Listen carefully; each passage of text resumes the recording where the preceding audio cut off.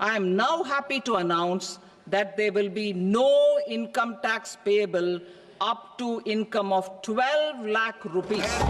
Hello friends, आज हम लोग बात करेंगे 2025 के बजट के बारे में। उसका समरी हम लोग देखेंगे कि हमारा जो टैक्स है कहाँ तक नहीं लगेगा और शेयर मार्केट पे उसका क्या इम्पैक्ट आएगा और किस किस सेक्टर पे बात हुई है। तो अगर हम बात करते हैं तो बहुत फेमस न्यूज़ हर जगह छाया हुआ है कि अगर 12 लाख आपका इनकम है, 12 लाख तक जो टैक्स है वो बिल्कुल जीरो है, आपके उस पर कोई भी टैक्स नहीं लगेगा, एक भी टैक्स नहीं देना है। लेकिन उसमें कुछ कंफ्यूजन लोगों को हो गया है, क्योंकि अगर उसमें एक स्लैब की बात करें तो जो स्लैब आ गया है, जैसे कि आप देख सकते हैं यहाँ पे 4 to 8 lakh rupees 5%, 8 to 12 lakh rupees 10%, 12 to 16 lakh rupees 15%. अगर स्लैब की बात करें तो 0 से 4 लाख में 0% है, 4 से 8 लाख में 5% है, 8 लाख से 12 लाख में आपका 10% है, एंड 12 लाख से 16 लाख तक 15% है, 16 लाख से 20% है, 16 लाख से 20 लाख तक 20% है, एंड 20 से 24 लाख में 25% है। अगर आपका 24 लाख से ऊपर जा रहा है तो उसमें अराउंड 30% आपका टैक्स लगेगा। तो इसको हम लोग समझते हैं कि 12 लाख जो हमारा इंजप्शन है जिसमें हमको जीरो टैक्स लगेगा, 12 लाख तक जो जीरो टैक्स लगेगा वो कैसे लगेगा और क्यों लगेगा। अगर आप, और ये जो स्लैब है वो क्या है, अगर आपका 12 लाख तक टैक्स इनकम है, सैलरी है, तो उसमें आपको जो टैक्स लगेगा वो बिल्कुल जीरो लगेगा, 1 रुपया नहीं लगेगा। लेकिन अगर आपका उससे ज्यादा है, एग्जाम्पल के लिए हम लोग समझ लेते हैं, अगर आपका जो सैलरी है वो 13 लाख है तो उस पर आपको 15% टैक्स लगेगा। तो 15% टैक्स लगेगा, इसका मतलब ये नहीं है कि 0 से लेके 13 लाख तक आपका 15% लगेगा। अगर ऐसा होगा तो जो 12 लाख सैलरी है वो ज्यादा बेटर हो जाएगा, क्योंकि अगर आपका 13 लाख सैलरी हो गया तो उसमें आपको 15% जब टैक्स देंगे तो ये उससे कम हो जाएगा, क्योंकि 12 लाख तो जीरो टैक्स है। तो ये जो स्लैब बना है, जैसे कि मैंने अभी आपको पहले बताया कि 0 से 4 लाख में 0% लगेगा, 4 लाख से 8 लाख में आपका 5% लगेगा। तो उस स्लैब से हम लोग चलेंगे। जब अगर 13 लाख या 14 लाख हमारा जो भी सैलरी है, 12 लाख से ऊपर जब भी सैलरी होगा हमारा, तो वो उसकी काउंट होगा। जैसे आप यहाँ पे देखिए, एग्जाम्पल के लिए मैं एक चीज समझा रहा हूँ। जैसे अगर आपका सैलरी 13 लाख है तो आपको 15% टैक्स लगेगा। तो जो 0 से 4 लाख है, 0 से जो 4 लाख आपका इनकम है उस पर 0 लगेगा, 4 से 8 लाख पे आपका 5% लगेगा, एंड जो कि आपका हो जाएगा 20,000, और 8 से 12 लाख पे 10% लगेगा, एंड 12 से 13 लाख, मतलब अगर 13 लाख है तो 12 से 13 लाख 1 लाख का जो 15% बनेगा। तो ऐसे स्लैब में बनता है कि जो आपका 13 लाख इनकम है तो 4 से 8 में आपका 5% लगेगा, 8 से 12 में आपका 10% लगेगा, एंड उसके जो ऊपर है 12 से 13 उसका 15% लगेगा। कहाँ तक? 16 तक। अगर उससे ज्यादा आपका सैलरी है तो फिर वो 20 के जाएगा। ठीक है, तो ये देख लिए यहाँ पे, इस चीज को हम समझ गए। अब हम बात करते हैं कि अगर हम न्यू टैक्स रिजीमे की बात करें, 2025 जो हमारा लास्ट था 2024 और अभी 2025 के कंपेरिजन में हम बात करें तो हमारा क्या होगा। तो जो हमारा पहले था, आप देख सकते हैं यहाँ पे कि अप टू 3 लाख नील था, लेकिन अभी हमारा अप टू 4 लाख आ गया, एंड 3 से 7 लाख में आपका 5% लगता था, 7 से 10 में आपका 10% लगता था, जो कि अभी हमारा न्यू में टोटली चेंज हो गया है। अगर हम बात करते हैं 0 से 4 लाख तक तो नील है, 4 से 8 लाख आपका 10% है, 12 से 16 लाख आपका 15% है। तो यहाँ पे आप देख सकते हैं, अगर आपका 24 लाख से एबव है तो उस पर आपको 30% टैक्स लगेगा। अब हम बात करते हैं कि आप का जो टैक्स है वो कितना बचेगा ओल्ड के कंपैरिजन में, आपको उसको बेनिफिट क्या होगा, सेविंग क्या होगा। तो अगर आप देख सकते हैं यहाँ पे, अगर आपका 4 लाख पहले 2024 में अगर 4 लाख था आपका, तो आपका जीरो टैक्स लगता था, और अभी भी आपको जीरो लगेगा।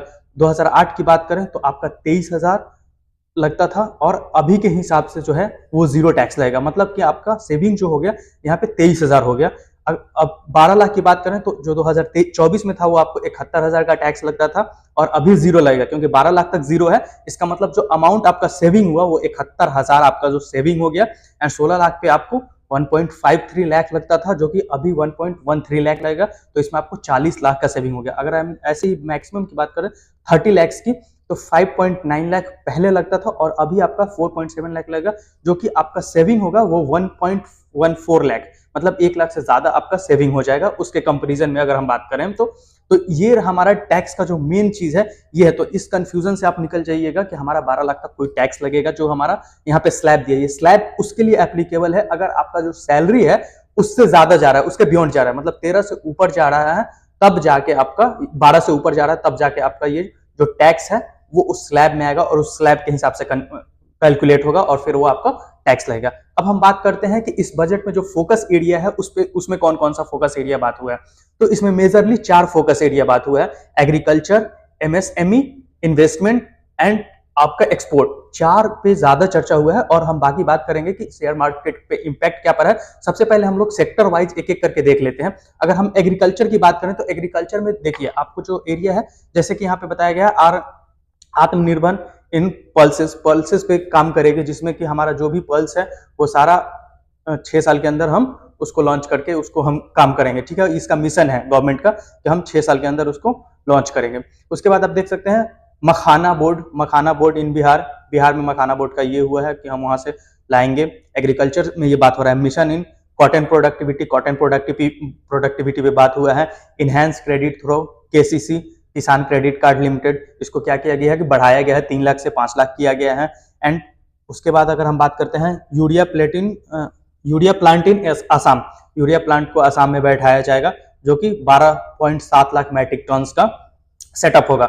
अब नेक्स्ट हम बात करते हैं सेकंड इंजन की, एमएसएमई इंजन। इसमें क्या होगा, क्रेडिट कार्ड माइक्रो एंटरप्राइजेस, ठीक है, focus products for footwears, leather sectors, manufacturing mission for the make in India, आप लोगों ने सब कुछ सुना होगा। तो जो मैन्युफैक्चरिंग क्या है, मेक इन इंडिया बनाने का, scheme for first entrepreneurs and support food processing, ये सारे में ये काम कर रही है। अब थोड़ा सा हम जान लेते हैं कि एमएसएमई होता क्या है। तो एक्चुअली में एमएसएमई क्या है, इसको हम लोग फुल फॉर्म जो कहते हैं माइक्रो स्मॉल मीडियम इंटरप्राइजेस, मतलब जो माइक्रो छोटी कंपनी है जिसमें कि 1 से लेकर 9 एम्प्लॉय हैं, स्मॉल 10 से लेकर 99 एम्प्लॉय हैं, एंड मीडियम 100 से लेकर 199, इसको हम लोग एमएसएमई बोलते हैं। Micro small and medium company जो होते हैं, इंटरप्राइजेस होते हैं, वो हमारा एमएसएमई होता है। अब हम बात करते हैं थर्ड जो हमारा इसमें ये है बजट में बात हुआ है, वो है इन्वेस्टमेंट। अब इन्वेस्टमेंट में 3 कैटेगराइज किया गया है। तो सबसे पहले हम लोग बात करते हैं जो इन्वेस्टमेंट में कैटेगराइज है, गवर्नमेंट क्या करे, हम इन्वेस्टिंग इन पीपल्स पे इन्वेस्ट करेंगे, मतलब लोगों पे इन्वेस्ट करेंगे। क्यों? क्योंकि एजुकेशन चाहिए, रिसर्च चाहिए, ये सब सारी बातों को लेके वहां पे डिस्कस हुआ। तो अब एजुकेशन के लिए भी बहुत सारी चीजें आई हैं, जैसे कि यहाँ पे आप देख सकते हैं expansion of capacity in IITs में एक्सपेंशन किया जा रहा है कि बच्चे उसमें ज्यादा हों, जो कि 6500 और उससे ज्यादा। उसके बाद हम बात करते हैं एक्सपांशन ऑफ मेडिकल एजुकेशन को एक्सपांड करने की बात हो रही है। Day care cancer hospitality centre बनाने की बात की जा रही है। ये सारे हमारे क्या हो गए, ह्यूमंस पे इन्वेस्ट किया जा रहा है गवर्नमेंट के द्वारा। तो हम पढ़ेगा इंडिया तो बढ़ेगा इंडिया, एक स्लोगन भी है इसका।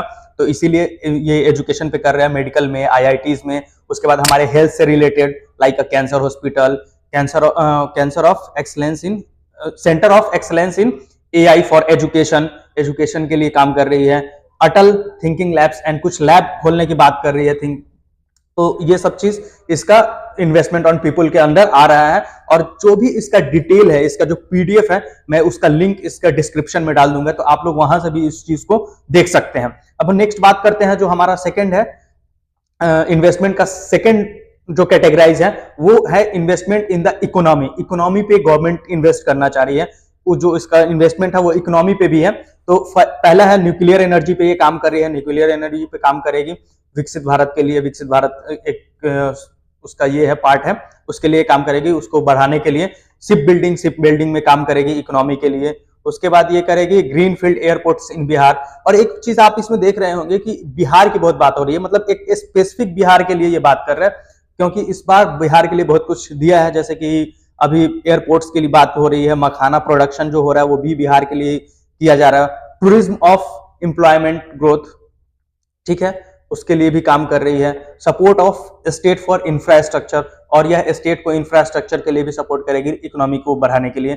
नेक्स्ट अगर हम बात करते हैं थर्ड पैरामीटर्स की, तो इन्वेस्टमेंट इन इनोवेशन में भी ये इन्वेस्ट करेगी, जिससे हमारे देश को फायदा हो। रिसर्च एंड डेवलपमेंट में करेगी।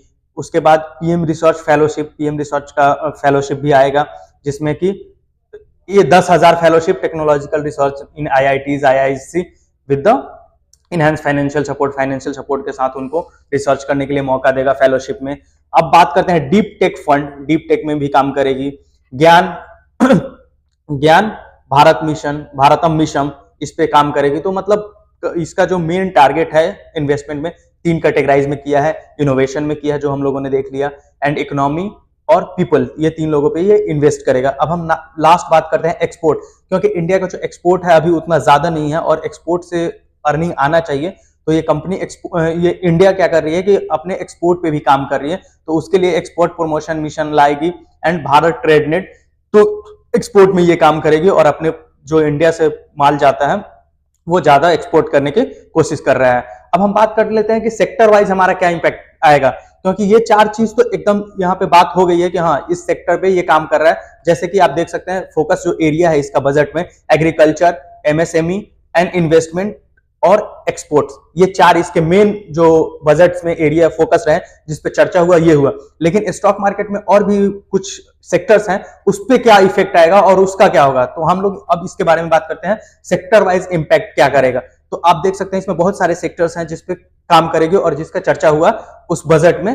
तो हम उसका जो भी पीडीएफ है उसका जो डिटेल है मैं एक लिंक में पेस्ट कर दूंगा डिस्क्रिप्शन में, आप वहां से पीडीएफ में देख सकते हैं। जैसे कि क्रिटिकल मिनरल्स में, टेक्सटाइल में, इलेक्ट्रॉनिक गुड्स में, उसके बाद लिथियम आयन बैटरी, बैटरी पे काम करेगी, इलेक्ट्रॉनिक्स गुड्स बनाएगी, टेक्सटाइल इंडस्ट्री में काम करेगी एंड क्रिटिकल मिनरल्स, मिनरल्स के ऊपर भी काम करेगी। जैसे आप देख सकते हैं बैटरी, लीड, जिंक, ये सारी चीजों पे ये काम करेगी। अब नेक्स्ट बात करते हैं हम शिपिंग सेक्टर। शिपिंग सेक्टर भी इसको अपने लिए चाहिए कि जो इसका शिपिंग सेक्टर पे काम करेगी। उसके बाद हैंडक्राफ्ट गुड्स में लेदर वगैरह सब आ जाएंगे, जैसे आप देख सकते हैं लेदर वगैरह।